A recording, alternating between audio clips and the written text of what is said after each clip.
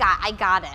Shh, just give me a chance here. Hey YouTube fam, Kitty here, dropping some camera knowledge. Sony's been killing it innovating technology in what was a fairly stagnant camera market. Today I'll be looking at Sony's two newest mirrorless releases, the a7R2 and the a7S2, and compare them for professional use.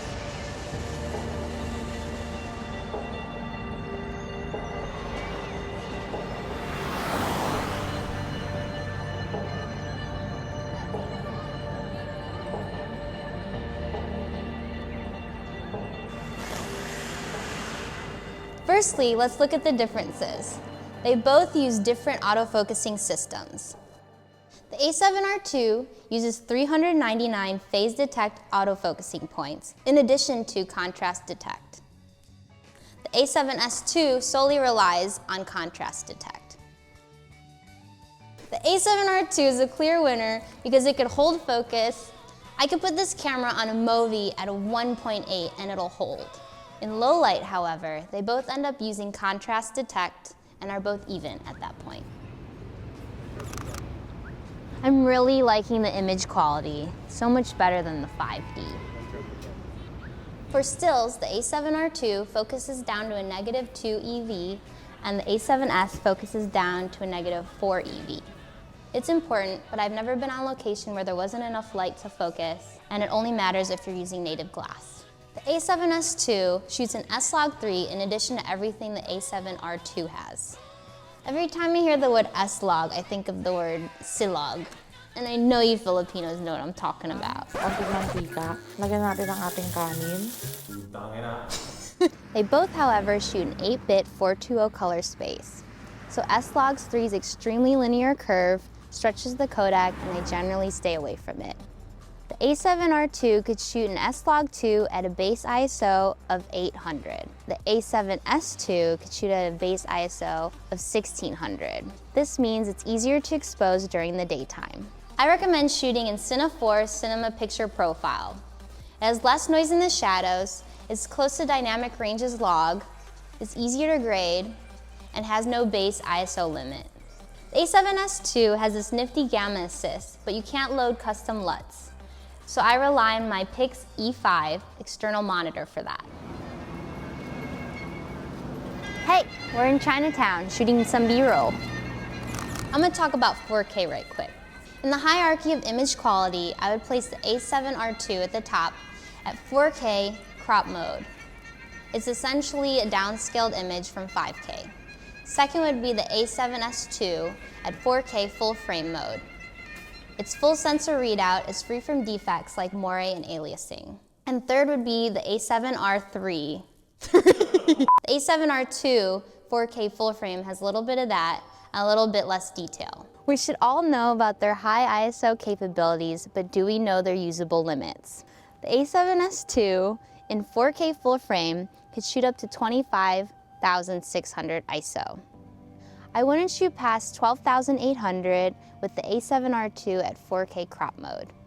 In full frame mode, I wouldn't go past 2,500.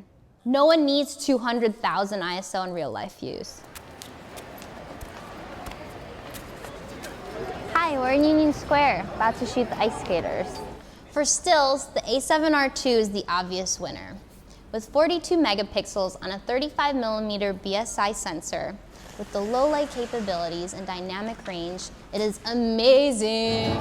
So what's happening is on the Sony a7R2, 42 megapixels and 14-bit RAW is a lot to process, so it's really slow. So I wouldn't recommend it as a sports camera. Sorry, Curry. But I know how to love you. The a7S2 holds color a bit better at higher ISOs, and at 20 megapixels, it's plenty for most destinations, so don't rule it out for photography purposes. Only the a7S2 shoots full HD at 120 frames per second.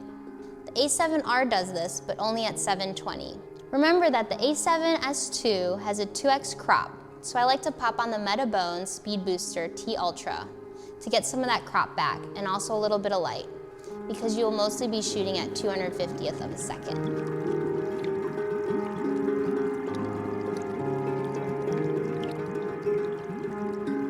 Good news for those of you experiencing overheating issues with your a7rii, Sony has recently developed a firmware to help with this issue. I recently ran a test and I got up to 2.5 hours continuously without overheating or shutting down once, as opposed to before when it overheated after the first 30-minute run. So Michael and I are here eating at Enjoy Vegetarian in San Francisco. And one of the things I would like to talk to you about is how customizable the A series are. Okay, so one of the things I swapped out was the dial setup between these two. Originally, this is f-stop and this is shutter speed, but I kept getting them mixed up, so I just flipped it. Up here at C1, I customized it to steady shot focal length because I use Canon lenses and I can't really use auto steady shot, so I like to set it myself manually to make sure it's super steady. C2 is my white balance. I know you could get to it easily with the function tab, but I just like to skip a step and put it up there. My C3 is my audio level adjust, because I shoot a lot of video, so it helps out a lot. My C4 is picture profile. I could easily just click it, change the picture profile, instead of going through the entire menu. One thing that Sony doesn't have that I wish it did was having a custom button for the APS-C 35mm mode. Usually I just keep it on default, so then I could just switch it on and off, no problem, but having a button would make it a ton easier. The 5-axis image stabilization is also amazing. I could throw one of these with a wide lens on a fig rig and get near movie looking shots. They do share some irritating things as well. The battery life on these are both horrendous. Each battery gives around 45 minutes. Luckily, they could both power with the micro USB and a cheap little external battery pack. The EVF LCD auto switching is hella annoying, so I turn mine off. Take that shit out of there. Also, the a7rii 4K codec is efficient and card space saving, although it is taxing on my computer. If I'm running 3 camera angles, a sharpening mask, LUTs, and a grade, then my 24TB 8-bay RAID and new Mac Pro start choking and I get this spinning beach ball of death. So it's better to transcode everything into ProRes first, and depending on how much you shoot, it could take a few hours to an entire night. And we all know time is money. For most projects, 1 camera angle with the a7rii 4K codec is fine editing on a MacBook Pro, so don't be discouraged. I believe with the new firmware that the Sony a7rii is the most compelling option. Unless you absolutely need to shoot in extremely high ISOs, then your a7S II is your go-to. If you're looking for something a little bit more robust in the video department, then the Sony FS5 is something you might want to consider. Either way, Sony has put out some feature-packed, technology-leading cameras. And even though it's still confusing for some, I hope that my insight and overview has helped you in some way. Done.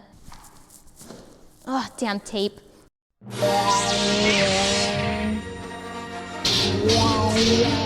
Wow.